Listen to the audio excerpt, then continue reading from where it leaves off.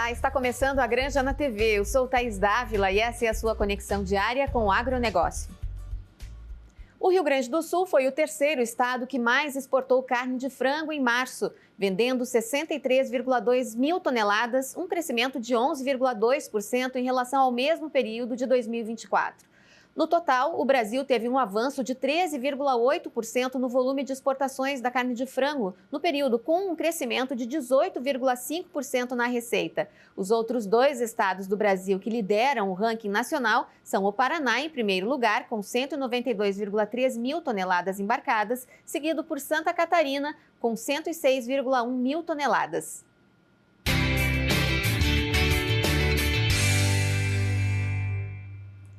A norma regulamentadora 01, a NR01, é considerada a base de todas as normas de segurança e saúde no trabalho. Em 2024, a NR01 passou por uma atualização e passou a incluir os cuidados com a saúde mental dos trabalhadores. Então, os riscos psicossociais precisam ser levados em conta pelos empregadores.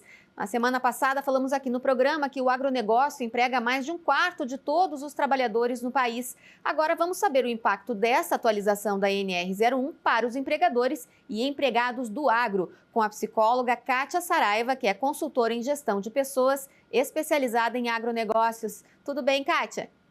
Olá, tudo bem? Tudo bem. O que representa essa mudança na NR01 para empregadores e empregados rurais?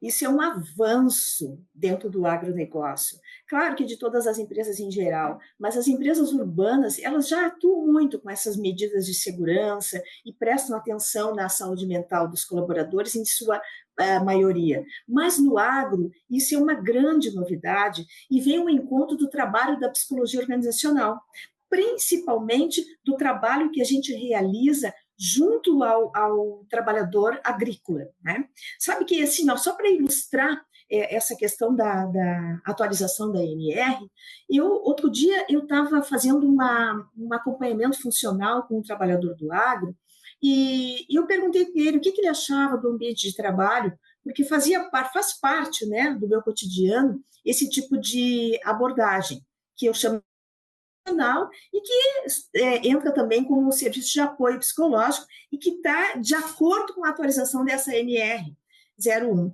Então, ele me respondeu, olha, o que eu acho? Nunca, ele disse, em toda a minha vida, e ele sempre atuou no agro, né, uma pessoa já com seus 50 anos de idade, ele disse, nunca em toda a minha vida alguém sentou para me escutar.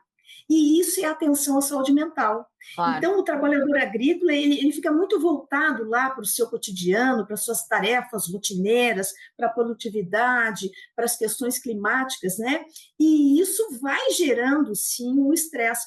Só que agora existe uma lei, né, dentro dessa atualização, que obriga as empresas a adotar medidas preventivas para proteger a saúde mental desse trabalhador. E ele mesmo já está se dando conta do quão é importante que ele tenha acesso a profissionais que possam orientá-lo nesse sentido.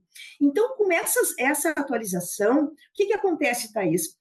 As empresas agora elas têm que tomar cuidado, elas precisam também ter ações que vão permitir que a avaliação dos riscos psicossociais seja realizada. No trabalho que eu desenvolvo há quase 22 anos dentro do agro, eu faço isso desde sempre. Todo cliente que é meu cliente, ele já tem uma assessoria de cunho psicológico em relação à saúde mental, que é o serviço de apoio psicológico ao funcionário, o trabalho de psicoeducação, onde a gente forma grupos de orientação, grupos de escuta, grupos de educação mesmo em relação às questões de mente, de estresse, de dificuldades no trabalho. Mas o que acontece? Agora, embora algumas empresas já façam isso do agro, não vai bastar realizar essas ações. Elas vão ter que comprovar isso. Então, necessariamente, elas vão ter que buscar auxílio de profissionais especializados nisso. Então, o que vai ser avaliado, né, dentro desses riscos? Sobrecarga de tarefas, pressão excessiva no trabalho, assédio moral, exigência acima das condições do trabalhador, falta de clareza nas responsabilidades que o trabalhador tem. Casualmente, essa semana, eu tive uma conversa com outro trabalhador, num atendimento que eu fiz, do agro, aqui no interior do estado do Rio Grande do Sul, em que ele me relatou que ele estava confuso, ele era chamado tantas vezes para fazer várias tarefas, sem conseguir concluir como deveria as tarefas dele, que ele já estava perdido, já não sabia o que ele tinha que fazer. Claro. A gente sabe que quando o agro entra nesse processo de colheita, que é o que está agora, por exemplo, colheita do arroz e tal, começando daqui um pouco a soja, né? Há uma sobrecarga de trabalho, mas a empresa vai precisar prestar atenção nisso, né? Outra coisa que vai ser muito bem avaliado é a ausência de reconhecimento. Sabe que dentro do agro é muito importante que a gente possa o tempo inteiro reconhecer o trabalho daquele profissional, porque são profissionais que não têm muita visibilidade, porque eles atuam num nível muito mais operacional. Então, com esta atualização da INR, o funcionário vai ganhar, principalmente o funcionário que trabalha dentro do agronegócio, porque o agro não tem a cultura de investir na saúde mental, não tem a cultura de investir em profissionais especialistas na área da psicologia, que são aqueles profissionais que estão habilitados a aplicar questionários de saúde mental, fazer pesquisa de clima, diagnóstico das organizações, realizar entrevistas, organizar grupos, enfim, né? Observar o ambiente e, em cima disso, conseguir elaborar um parecer que vai comprovar se há algum risco psicossocial e, inclusive, apresentar possibilidades de soluções, de ações, capacitar gestores, a partir de todos esses riscos identificados. Então, é uma mudança de mindset, uma mudança de cultura dentro do agronegócio que começa a acontecer a partir já de 25 de maio, que é o último dia que as empresas têm para se adequarem, para se adaptarem. Eu tenho conversado muito com alguns produtores rurais sobre essa questão, inclusive disponibilizado o meu trabalho que eu realizo de serviço de apoio psicológico e de psicoeducação, que é quando a gente consegue realmente promover políticas de suporte psicológico, que é o foco dessa atualização da INR. Então, como profissional especialista em psicologia organizacional no agronegócio, eu vejo isso com olhos assim, muito, muito bons. Estou muito feliz com isso, porque vai ganhar o trabalhador, mas se o trabalhador ganha, se melhora a qualidade de vida no trabalho do trabalhador, né, a produção melhora, a qualidade melhora, todo mundo ganha, o empresário ganha, então isso é maravilhoso. Eu estou vendo isso assim como algo fantástico, demorou, mas chegou, né? Então, essas ações que agora vão ser fiscalizadas, inclusive as empresas que não estiverem, porque elas estão tendo esse tempo, né? Até 25 de maio é um tempo de se adaptarem, de se organizarem. Mas as empresas que não seguirem essa atualização dessa INR, elas vão ser punidas, inclusive com multas. Né? Então, é muito importante que o pessoal aí do agro, que acha, alguns, né, ainda tem muita resistência com a psicologia organizacional, tenham esse insight de, olha, agora tem que começar a olhar para valer. Né? Embora muitos já façam isso, só que agora o trabalho vai precisar ser devidamente registrado, né? E não pode ser registrado por qualquer pessoa. Exige um olhar mais profissional para isso, né, Thaís? A gente tem no Rio Grande do Sul uma situação um pouco diferenciada, que são as pequenas e médias empresas rurais. Como o produtor de menor porte consegue se organizar para atender o que a norma está solicitando? Olha, Thaís, casualmente eu tenho um cliente que eu atendo há poucos meses, que é de pequeno porte, ele tem 3 funcionários somente. Né? E eu presto um serviço de consultoria para ele, online. Esse serviço tem um custo infinitamente menor, justamente porque a demanda dele é pequena. Nós realizamos reuniões semanais, reuniões via online, eventualmente eu vou até a empresa, até a lavoura, se necessário converso com o funcionário, dou uma orientação constante e não é um custo muito alto, não. E eu acho que assim, é possível, necessário e agora virou lei. o produtor rural pode sim fazer isso, não tem um custo alto, ele pode inclusive solicitar apenas uma orientação de um profissional da psicologia de como ele pode implementar essas ações que vão avaliar os riscos psicossociais e como que isso pode ser feito. Ele recebe orientação, ele faz, ele treina, se ele conseguir uma orientação boa, ele treina a sua gerência ou ele mesmo, e ele consegue sim um suporte.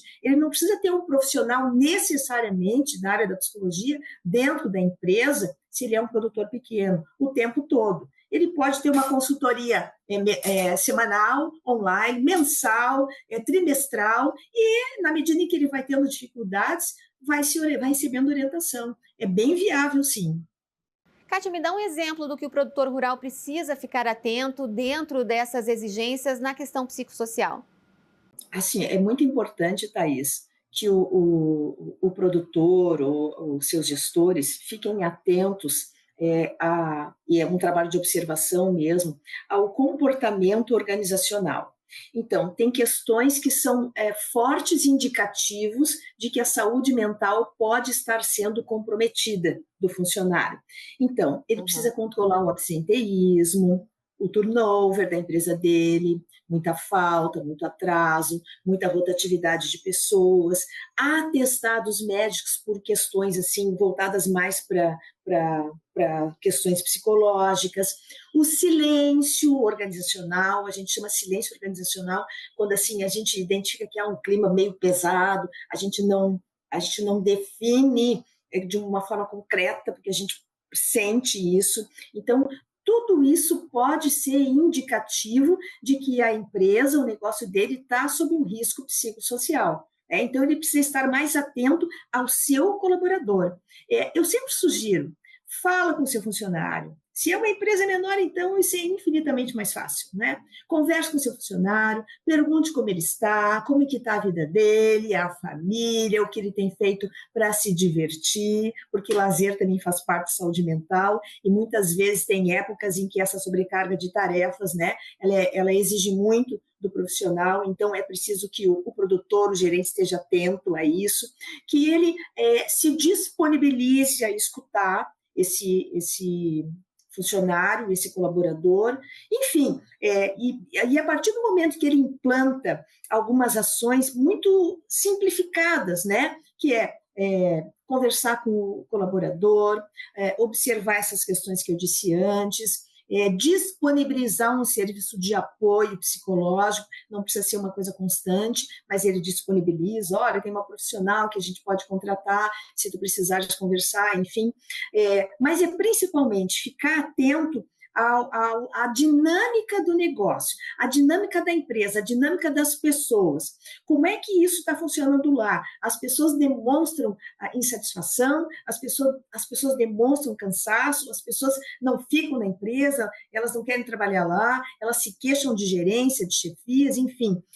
É sempre um olhar todo voltado para o humano. Daí a gente entra na questão da humanização da empresa.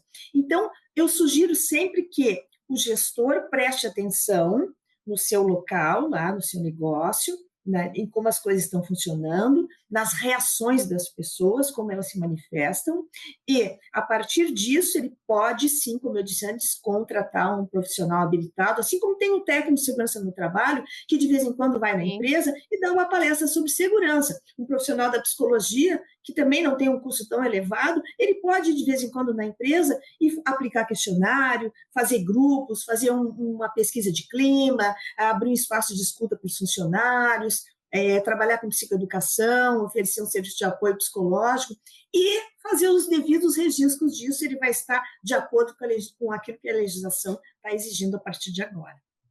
Antes da gente encerrar, queria um comentário seu sobre as particularidades do agro nessa questão. Isso está bem claro nos escritórios, no meio urbano, mas no agro, né? O trabalhador às vezes fica o dia todo sobre a máquina, no meio da lavoura. Como manejar isso? Tem. Acontece que aquele profissional, como tu dissesse, do operacional, que passa longe, trabalha muito tempo sozinho, há um trabalho de equipe coordenado, mas ele fica muito tempo sozinho na execução das suas tarefas no meio da lavoura, né? Esse próprio trabalho em que ele realiza sozinho também pode gerar estresse. Então, é muito importante que esse profissional tenha direito a alguns intervalos, né? Para que ele possa encontrar os colegas de trabalho, para que ele possa trocar alguma ideia, para que ele possa, de algum modo, em alguns minutinhos do seu cotidiano, socializar.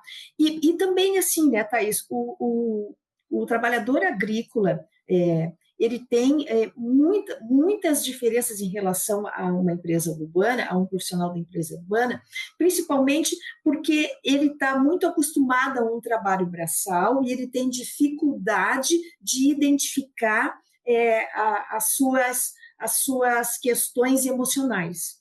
Por isso, o trabalho de psicoeducação é tão importante. Ele tem dificuldade de perceber as suas questões emocionais, o seu nível de estresse, o seu cansaço emocional, a sua sobrecarga, porque ele está acostumado a um trabalho maior, né? Ele está acostumado com a pressão. Então, ele tem falta de conhecimento em relação às suas questões emocionais. E essa atualização da ANR, ela vem ao encontro dessa necessidade, porque existe essa diferença que eu te falei, até o acesso à informação, o acesso ao conhecimento, né, que está muito mais amplificado para o profissional urbano do que para o profissional do agro, né? Porque existe uma cultura de que ele trabalha assim, ele levanta às 7 da manhã, 7h30 ele está na lavoura, ele vai muitas vezes até às 10 da noite, é isso. E muitas doenças ocupacionais podem ser evitadas, muitas doenças emocionais podem ser evitadas, porque se está acontecendo essa atualização dessa ANR, é porque, com certeza, já foram constatadas muitas circunstâncias nas quais os profissionais estavam sofrendo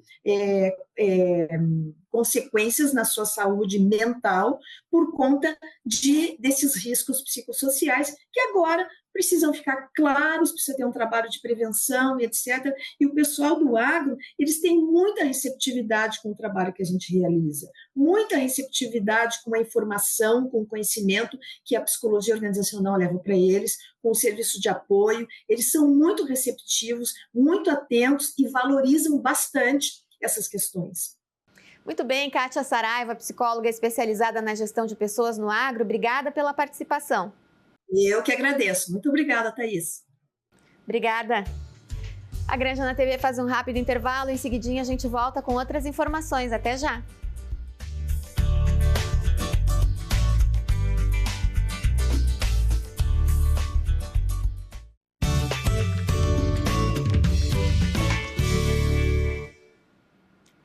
Estamos de volta com a Granja na TV. Procurando uma consulta médica gratuita? Venha para o Centro de Especialidades da Medicina Ubra. Aqui você encontra atendimento humanizado, uma clínica novinha e marca sua consulta em diversas especialidades. É isso mesmo, as consultas são presenciais e você garante o melhor atendimento médico em várias especialidades. Agende agora mesmo a sua consulta, pois as vagas são limitadas. Consultas presenciais gratuitas é no Centro de Especialidades da Medicina Ubra. Esperamos por você na Avenida Farroupilha, 8001, prédio 59, na Ubra, em Canoas. Ou agende a sua consulta pelo WhatsApp 51 9275 0377. Anotou? 51 9275 0377.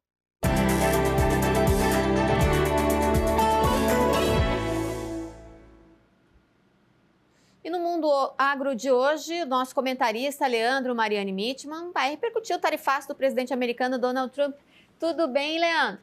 Olá, tudo bem? Nós abrimos o programa essa semana, na segunda-feira, conversando com o Daniel Barcelos, que é professor da Fundação Getúlio Vargas, e dando um panorama aí do cenário mundial, dessa incerteza, na verdade, que acontece no mundo em função dos tarifaços e essa nova ordem econômica, que é o que está se comentando. O que tu traz para a gente hoje? Pois é, ontem, certamente na hora que e que vocês estavam se preparando para o programa, fazendo o programa, as bolsas do mundo todo estavam desabando. Exato. Foi algo assim histórico, algo que vai entrar para a história, digamos assim, os livros de história, vai se falar disso daqui 10 anos, 20 anos, 30 anos, 100 anos e tal. Porque houve uma queda generalizada no mundo todo, se prevê aí recessão, se prevê inflação no mundo, enfim. Há uma série de circunstâncias aí para a economia mundial, como diz, uma nova ordem na economia mundial. Mas a gente vai falar aqui, claro, hoje mais do agro, mais especificamente do agro, sobretudo do agro brasileiro, dando uma ideia, assim, já de para onde vai o agro brasileiro em relação aos Estados Unidos, sobretudo, né? Afinal, todos os nossos produtos que vão para os Estados Unidos já vão ter esse imposto extra de 10%,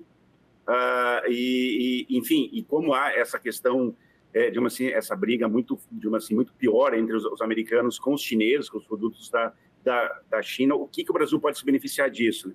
Mas falando especificamente dos Estados Unidos, a gente lembra aí que os Estados Unidos, entre os países, é o segundo maior comprador do agro brasileiro.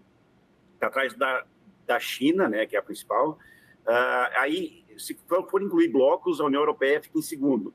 Mas entre países, os Estados Unidos é o segundo maior comprador do agro brasileiro. No ano passado, aí, representou aí 12 bilhões de dólares, praticamente $1 bilhão por mês, né? Representa aí, então, digamos assim, uns 7% de tudo que o agro brasileiro vende, né? E isso agora passou a ter essa tarifa, que se fala tarifa, mas é um imposto extra aí de 10%, né?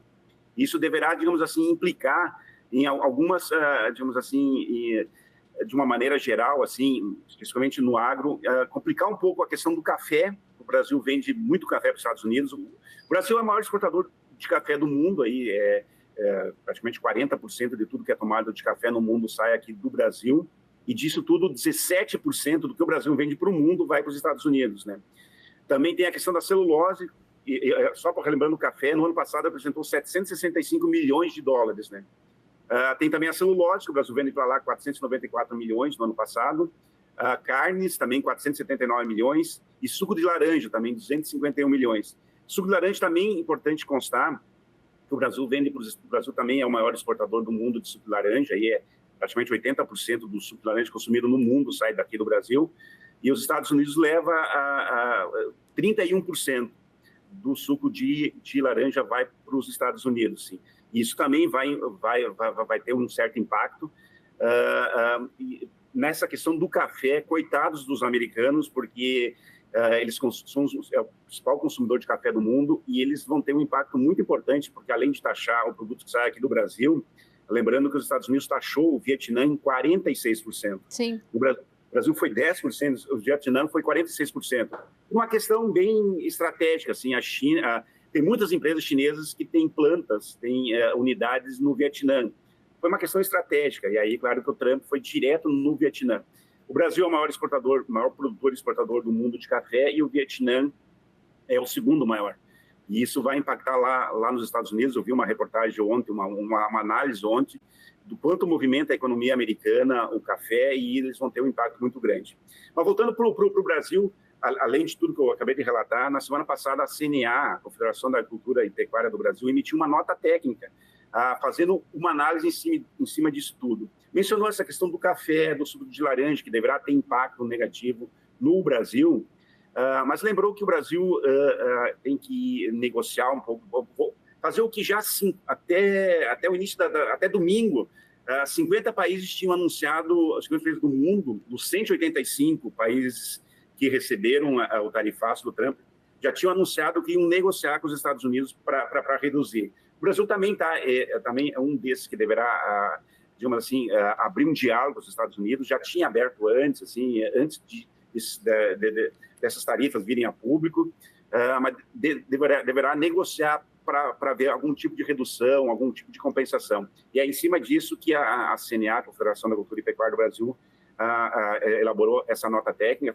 quantificou o que representa essa questão do café, essa questão do suco de laranjas e tudo, e lembrou assim que o Brasil deve negociar com os Estados Unidos, deve ter um caráter mais, vamos dizer assim, diplomático, para ver se há algum tipo de redução, como disse, compensação, alguma coisa nesse sentido. E lembrando que na semana passada, coincidência ou não, foi aprovado lá em Brasília, nas comissões lá na Câmara dos Deputados, a lei da reciprocidade, que o Brasil pode devolver para qualquer país do mundo, qualquer bloco do mundo, qualquer sanção, qualquer imposto, qualquer taxação em cima de produtos do Brasil, né? Isso foi, de certa forma, bastante estratégico para o Brasil, digamos, devolver para os americanos exatamente o que o Trump está impondo. Mas a CNA, muito cautelosa, lembra que para o Brasil adotar essa lei da reciprocidade, implantar ela, de ir para a prática, assim, em último caso. Como eu disse, mencionou que é para o Brasil, antes de mais nada, negociar diplomaticamente. Lembrando que a lei ainda não foi sancionada pela presidência da República, né? Mas eu imagino que vai ser. Esse é um assunto também que vamos abordar muitas vezes aí nos próximos meses, ver que tipo de digamos assim, de desenrolar vai ter em torno disso, né?